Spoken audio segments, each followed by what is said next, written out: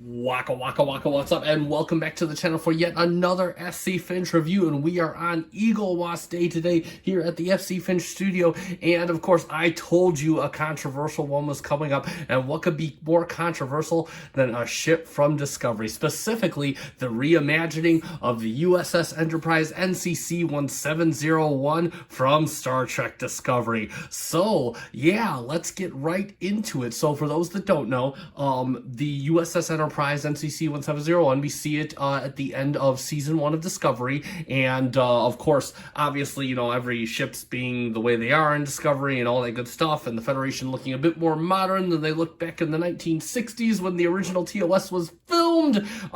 The Enterprise needed a little bit of an update too, so they turned to John Eaves and crew, who gave us this, what I consider, beautiful reimagining of the classic Federation starship, and we're going to talk about it today. But before we start talking about it, let's talk about the box. So here we go. Oh, much gotta not make this up. So there we go. We talk about the boxes because why? Because it's a XL model, and all XLs come in boxes. That's right. This model is the XL version. I'm gonna turn the thing off because we're getting a bit of a glare here. And this is the XL version that came out, I think, back in December of 2018 or something like that.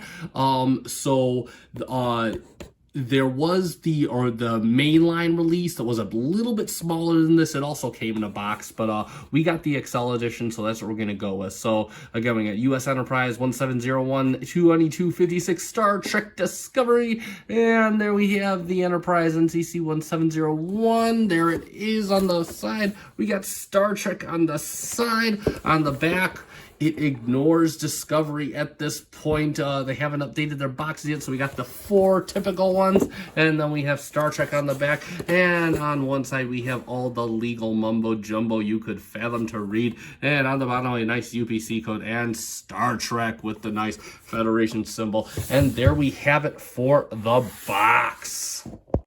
So I'm going to leave the light up because we're going to take a quick look at the magazine, and there you go, a nice shot of the U.S.S. Enterprise. It looks like a nice art department shot. Got the Constitution class launch, 2245, length 442.06 meters, and Captain Christopher Pike. Now, correct me if I'm wrong, Trekkies. I remember hearing that these lengths are based off of the actual 3D models or from the studio. That's what EAGLEMOSS used. However, on the screen, I believe in episode 1, we do see a schematic of the Enterprise. I think it was on Discovery's bridge, and it does state, I believe, the correct previously canon length of 290 some odd meters, which I personally prefer to stick on the side of. I think this is a bit too big for this starship. I'm glad that I'd be definitely glad if they kept that 290 meters. So that's how my headcanon works, and hey, you know, if it works in your headcanon, then you win. So USS Enterprise NCC-1701 special issue. This is the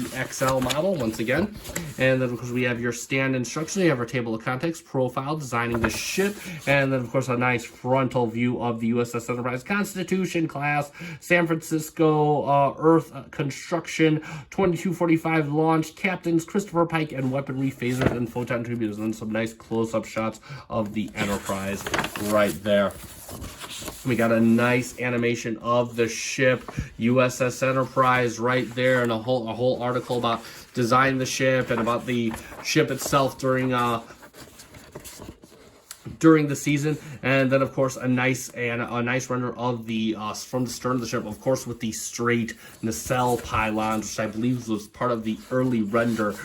This kind of updating to the Matt Jeffries line, because you know things look like they do in Discovery, and just reasons. And here we got some nice preliminary sketches of the Matt Jeffries design and the ship taking shape, like the Enterprise that we will see later in Discovery at the end of season 1. So there we go there. And then of course, again, some nice upper views, some nice animation shots, and some nice shots from behind right there. And then we get some orthographic views off to the side. Again, I absolutely love when the magazines do this. Of course, this being the straight nacelle pylon design versus the swept back design. And yeah, no, that's a little indentation in the saucer section is still there.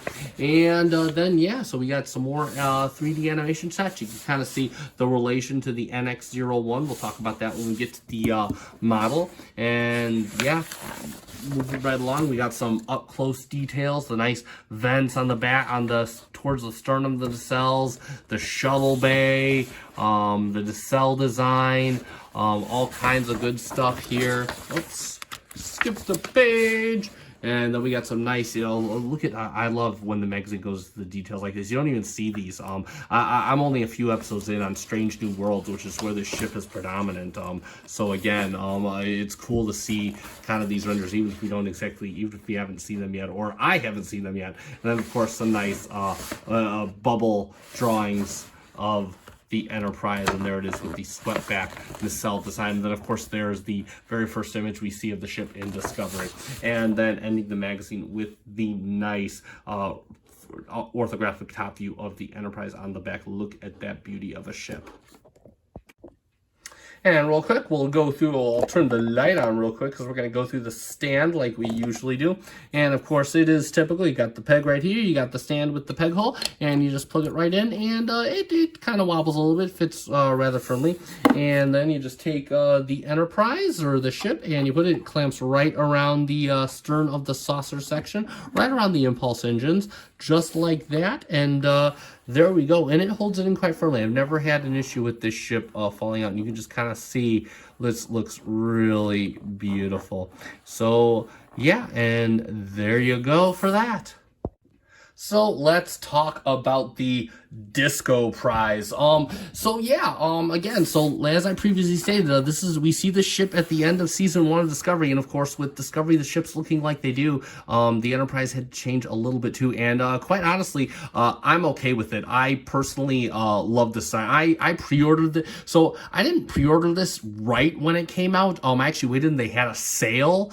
This is like back in December of 2018, maybe 2019, I forget. Either way, they had a sale when this ship first came out, so I got this thing for like, I think 2/3 of the price. So again, and at that, it really is a steal. I think it was like $50. So again, yeah.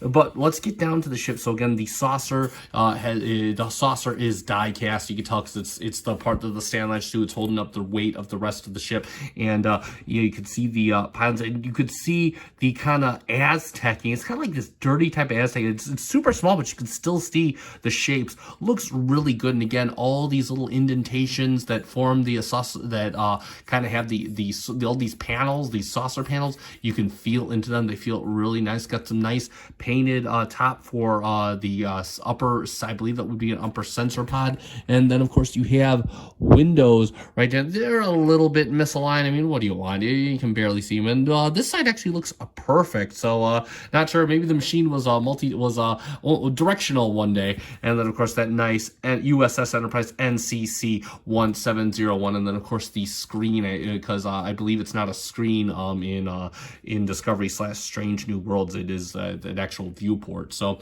whatever.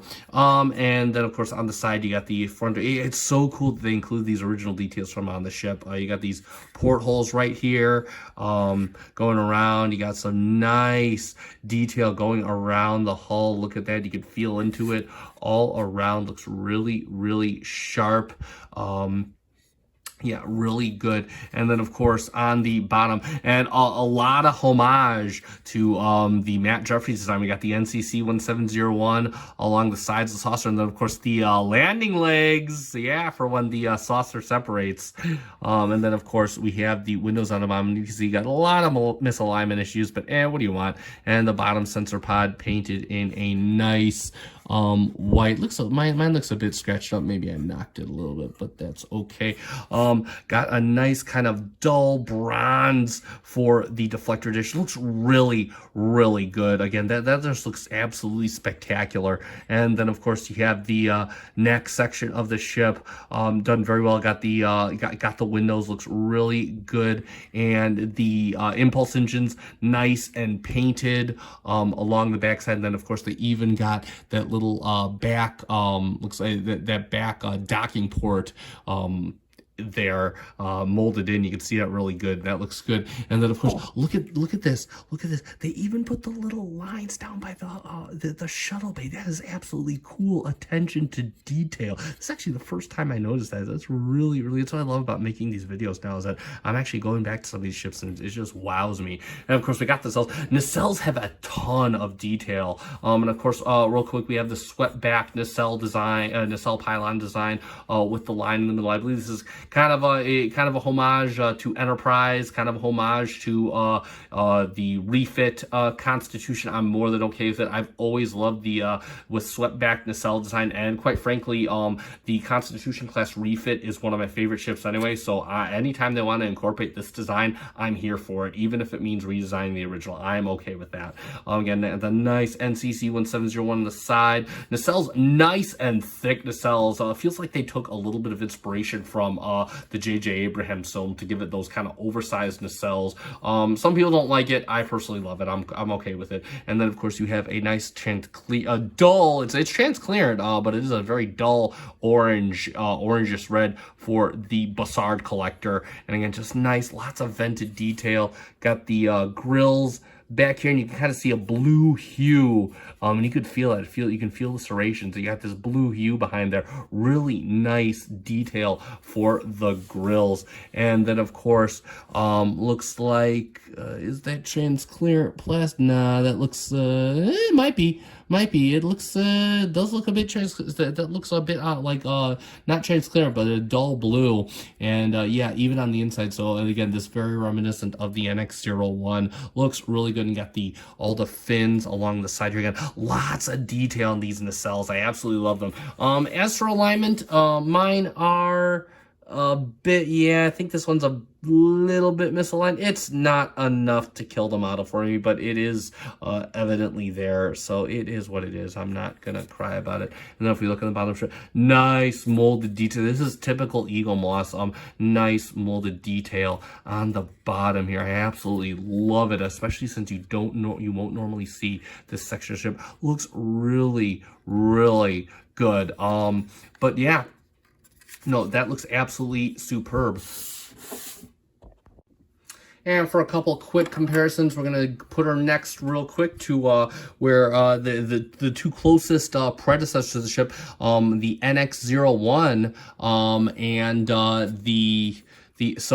and yeah, you can kind of see it's got that kind of dull, hard, not exactly the kind of polished look of the NX-01, but you can kind of see a lot of the details melding over. Looks really good. And then of course, so the NX-01, you can kind of see those big, more bulky, shapely nacelles, just like the NX-01 has. So kind of bigger up front and getting smaller as they go to the back. That looks really sharp. So again, there you have that right there. And of course, this being an XL, it almost swallows the NX-01 whole. And for our next comparison, we'll do it next to the other ship she evolved from, the standard model U.S.S. Enterprise Constitution class refit. And yeah, you could just see all the differences there. Again, obviously no warp core coming through. And then of course, let me bring this up because it feels a little awkward. And then you can kind of see them side by side, and that looks incredibly business-like. I really love the look of that. So yeah, there you kind of go there from the two biggest draws of inspiration for this ship. So let's summarize, and there you have it for the U.S.S. Enterprise NCC-1701 from Star Trek Discovery, the AKA Disco Prize. And yeah, I think if all opinions, I personally do not mind Discovery, but all those opinions aside, looking at the ship for just the model that it is, and this is quite a spectacular model. It feels really nice. It's got a good, nice weight to it from the die-cast saucer section. Again, it looks absolutely superb. I love the changes in coloration. I love the Aztecing on the ship. Again, just really awesome update to the original Matt Jeffries design, and EAGLEMOSS killed it on the replication of this. This is personally one of my favorite versions of the Enterprise. Yes, I do honestly, legitimately love this redesign, and I absolutely reimagining, whatever you call it, and I absolutely think it looks great. And again, it's unfortunate EAGLEMOSS is currently not producing anything right now because, yeah, this was definitely one of their high points as far as collections go. This is one of my few Discovery models. I do not collect the Discovery collection, again, not because I don't like Discovery, but more because I don't have room for the size of their ships, and their ships also cost a little bit more than the standard Starships collection. But this is one of the few ships I did collect, and I am so happy to have it, and I'm happy to present it to you. That being said, if you are looking for EAGLEMOSS ships, you can check out realmerch.com. I have not personally bought from there yet, but I have seen a ton of good stories and high praise. I have not seen this ship on there, but it never hurts to check anyway and see. If you can get it for a reasonable price, I do highly recommend this ship. It is a really spectacular model, especially if you just like collecting versions of the Enterprise, or if you're a Discovery fan, or if you're just an EAGLEMOSS fan. So that being said, if you like this video, consider hitting the like button down below. Also consider subscribing to the channel for more great content. I try to do 2 to 3 EAGLEMOSS videos a week, depending on how tired I am after my my work job. But that being said, it is time to end. So thank you so much for watching. I have been FC Finch. Live long and prosper.